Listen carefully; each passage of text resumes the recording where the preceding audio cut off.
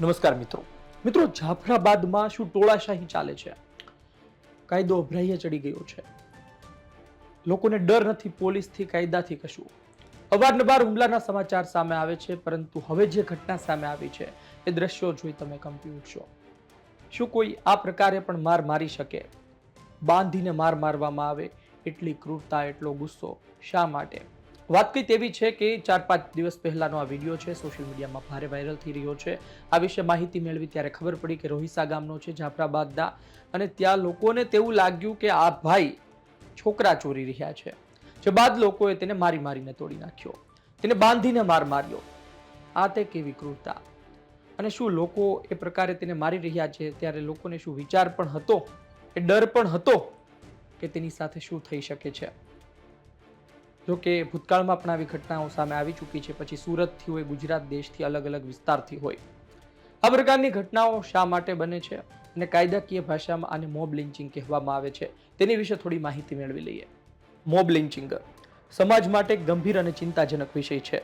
જ્યારે લોકોનું ટોળું કાયદો પોતાના હાથમાં લઈને કોઈ વ્યક્તિને ગુનેગાર માની તેની હત્યા કરે અથવા તો તેને ગંભીર રીતે ઈજા પહોંચાડે, ત્યારે તેને મોબ લિન્ચિંગ કહેવાય છે.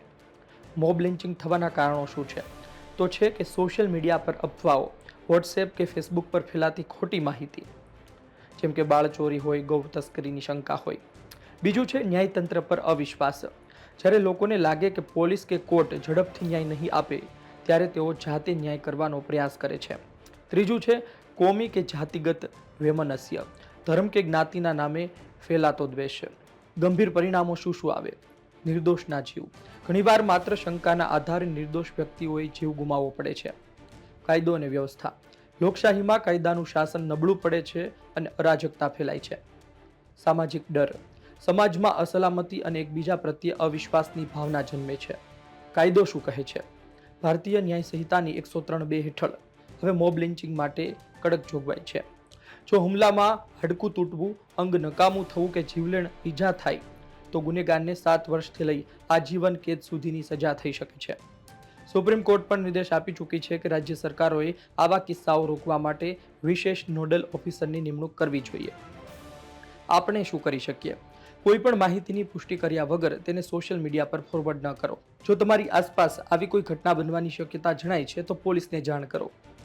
ભીડનો હિસ્સો બનવાના બદલે કાયદાકીય પ્રક્રિયામાં વિશ્વાસ રાખો. એટલે કે અતિ મહત્વની બાબત એ છે કે કાયદામાં એની જોગવાઈ પણ છે, સજાની પણ જોગવાઈ છે. આમ છતાં પણ લોકો આવું કરી બેસે છે. તમે જુઓ કે દરેકને એ પણ નથી ખબર હોતી કે મોબ લિન્ચિંગ જેવો કોઈ કાયદો પણ છે, ને દરેકને એ પણ નથી ખબર હોતી કે આ રીતે અફવામાં આવીને તમે જેને મારી રહ્યા છો એ બેકસૂર સાબિત થશે, નિર્દોષ સાબિત થશે, તો પછી એની ભરપાઈ કોણ કરશે? આજની તારીખે પણ ગામડામાં લોકોને આ વાતની ખબર નથી હોતી. એની પાછળ શિક્ષણનું પ્રમાણ પણ જવાબદાર છે. જેટલું શિક્ષણનું પ્રમાણ ઓછું હોય છે, લોકો ઓછા જાગૃત હોય છે, આ જ કારણોસર તેમને આ તમામ માહિતી હોતી નથી ને આ પ્રકારનું કામ કરી બેઠે છે. પરંતુ અંતે તે ગુનો કરે છે ને તેના પર કાર્યવાહી પણ થવી જોઈએ. જો આજે 5 લોકો કરે, 10 લોકો કરે, કાલ તેનાથી પણ વધુ લોકો કરી શકે છે. જો આમાં કોઈ એક ઉદાહરણ બંધ બેસાડવામાં આવે તો ફરી કોઈ વ્યક્તિ આ પ્રકારનું કામ ન કરે અને પોલીસને જાણ કરે અને ત્યારબાદ કાયદાકીય જે પ્રક્રિયા થવી જોઈએ તે થાય. અને આમાં એ પણ આપણે વિચારવાનું કે વિસ્તારમાં જો નેતાઓ મારવાની વાતો કરતા હોય તો પછી લોકો પણ શું વિચારે? એટલે કે નેતાઓએ પણ લોકો વચ્ચે જઈ સભાઓ કરી એક સારું વાતાવરણ જન્મે, શાંતિનું વાતાવરણ રહે તે માટે વાતો કરવી જોઈએ. સમાજ વચ્ચે, ધર્મ વચ્ચે કોઈ પણ અણબનાવ ન બને અને લોકો શાંતિથી જીવે તે પ્રકારના કામો કરવા જોઈએ. આપનું શું કહેવું છે કોમેન્ટ બોક્સમાં લખજો. આ વિડીયો પસંદ આવ્યો હોય લાઈક કરજો, શેર કરજો. ધન્યવાદ.